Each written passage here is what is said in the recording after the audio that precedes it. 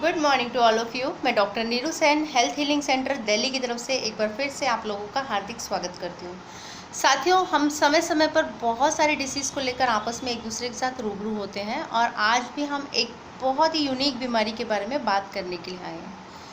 अगर एक जनरल भाषा में मैं बात करूं तो बहुत सारे लोग इसको बीमारी मानते ही नहीं हैं और ये फैक्ट भी है कि this is not any disease, बीमारी नहीं है, लेकिन इसको ठीक करने के लिए हम सबको कोशिश ज़रूर करनी चाहिए क्योंकि कहीं ना कहीं ये आपको बहुत ज़्यादा इरिटेट करता है, बहुत ज़्यादा नेगेटिव फीलिंग्स आपके अंदर आती हैं। और जैसे जैसे आपकी उम्र बढ़ती है, जहाँ पर हम एक अपने आप को मेंटली फोकस्ड करते हैं, बहुत ज़्यादा जैसे कहते हैं ना शुद्ध रहना, तो उस कंडीशन को कहीं ना कहीं ये इम्पेक्ट करता है क्योंकि सीनियर सिटीजन्स में ये बीमारी हम अक्सर देखते हैं कि खांसते छींकते समय हमारे कपड़ों में जो है यूरिन के कुछ ड्रॉप निकल जाते हैं या फिर हमें इतनी दिक्कत होती है कि कपड़ों में ही यूरिन पास हो जाता है, हम यूरिन को कंट्रोल ही नहीं कर पाते हैं। आपकी जानकारी के लिए बताना चाहूँगी कि ये बीमारी एक दिन में आप ठीक नहीं कर सकते या इसके लिए कोई भी ऐसी मेडिसिन नहीं है कि आपको वो मेडिसिन दे दी जाए और आपकी वो प्रॉब्लम ठीक हो जाए, क्योंकि बीमारी जितना समय में आपने पैदा की है उससे दुगने समय में आपकी ठीक होगी। उसके लिए आपको कोशिश करनी होगी। कुछ चीज़ें हैं जो आप अपनी लाइफ में चेंज कर सकते हैं जिससे आप अपने आप को फिज़िकली और मेंटली फिट रख सकते हैं, इस तरह की बीमारी से आप निजात पा सकते हैं।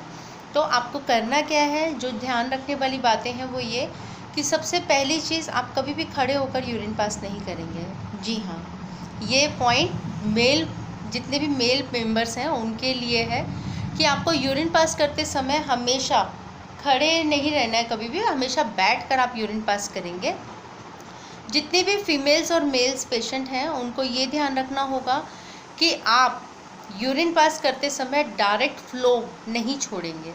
हम करते क्या है, यूरिन का प्रेशर होता है, गए पॉट पर फटाफट बैठे और पूरा का पूरा प्रेशर रिलीज़ कर दिया।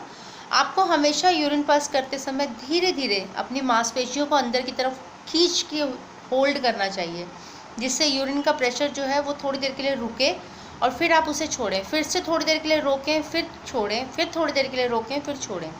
इसके आपको बहुत सारे फ़ायदे होंगे, लेकिन अगर आपको गिनवाने लगूँ तो टाइम ज़्यादा लगेगा।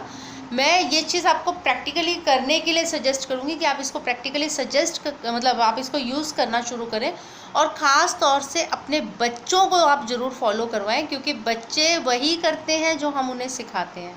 तो आप बच्चों को आदत डालिए कि वो जब भी यूरिन पास करें, हमेशा यूरिन पास करते समय यूरिन को होल्ड ज़रूर करें।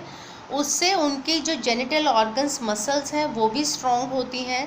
मेल्स के अंदर उम्र के साथ साथ जैसे कि दिक्कत आती है, उनको जो है हेल्थ इश्यूज़ आते हैं, सेक्सुअल लाइफ से रिलेटेड कुछ प्रॉब्लम्स आती हैं, उसको भी वो इस तरह से ये जो आपका यूरिन प्रेशर है उसको जब आप होल्ड करते हैं तो उससे जो मेल्स की प्रॉब्लम है वो काफ़ी हद तक सॉल्व होती हैं।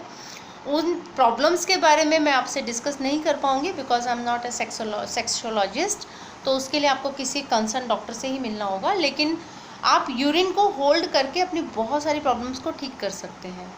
इसके साथ आपको जो मेन चीज़ ध्यान रखनी है वो ये कि जब भी आप यूरिन पास करके आएँ उसके बाद कभी भी इमीडिएटली आप पानी नहीं पिएंगे। बहुत बार आपने नोटिस किया होगा, बहुत सारे लोगों को ये दिक्कत होती है कि जैसे ही उन्होंने यूरिन पास किया उनका गला सूखने लगता है, उन्हें प्यास लगने लगती है। और बहुत सारे पेशेंट्स जो हमारे पास आते हैं वो यही कहते हैं कि यूरिन पास करते ही उन्हें प्यास लग जाती है। तो आपको इस चीज़ को अवॉइड करना होगा। आप जब भी यूरिन पास करें, अगर आपको लग रहा है कि यूरिन पास करने के बाद आपको पानी पीने की ज़रूरत पड़ती है तो आप जाने से पहले 1-2 घूंट पानी पी के जाएँ, जिससे कि आपको इमीडिएटली बाद में पानी ना पीना पड़े। क्योंकि जैसे ही आप यूरिन पास करके आते हैं तो यूरिन पास करने के बाद आपका ब्लैडर खाली होता है और वहाँ के मसल्स जो है वो बहुत लूज़ होती हैं उस टाइम पे, उनको रिकवर करने में, उनको वापस शेप में आने में थोड़ा सा टाइम लगता है। और उसी ड्यूरेशन में जब आप इमीडिएटली पानी लेते हैं तो आपने नोटिस किया होगा कि आपको सेकेंड प्रेशर जो बनता है वो बहुत जल्दी बनता है। वो कहीं ना कहीं इन सब चीज़ों से लिंक है, तो आप इस चीज़ का थोड़ा सा ध्यान रखेंगे। आप अपने जेनिटल ऑर्गन्स को बार बार अंदर की तरफ खींचिए, संकुचित कीजिए, उनको कॉन्ट्रैक्शन जितना आप करते रहेंगे, उन्हें खोलिए, खींचिए अंदर की तरफ, उतने ही आपको फ़ायदा होगा, उतने ही आपके जेनिटल ऑर्गन से रिलेटेड, आपकी यूरिनरी ब्लैडर से रिलेटेड प्रॉब्लम्स आप ठीक कर पाएंगे। अगर किसी भी तरह की कोई इन्फेक्शन है, कोई आपको दिक्कत आ रही है तो उसके लिए आप अपने आसपास में जो भी आयुर्वेद स्पेशलिस्ट हैं, जो भी कंसर्न डॉक्टर हैं, कोई स्पेशलिस्ट हैं, आप उनको मिलिए, उनके ऑब्जर्वेशन में आप मेडिसिन्स लीजिए। और किडनी की, हार्ट की, इस टाइप की जो मेडिसिन्स आप लोग खाते हैं रेगुलर में, उन्हें कोशिश करें कि विदाउट डॉक्टर ऑब्जर्वेशन कभी भी ना लें, क्योंकि वो कहीं ना कहीं आपकी किडनीज़ पर नेगेटिव इम्पैक्ट देती हैं, जो लाइफ के लिए बहुत मुश्किल क्रिएट कर सकता है। आप सब हेल्दी रहें, ऐसी मैं शुभकामना कर देती हूँ आप सभी को। आप सभी को राखी की बहुत बहुत शुभकामनाएं। आपकी राखी बहुत मंगलमय हो। आप सभी बहन भाइयों का प्यार आपस में बना रहे और आप सभी भाई बहनों का प्यार मुझे हमेशा मिलता रहे, इसी उम्मीद के साथ जय हिंद, जय Bharat. Thanks to all of you.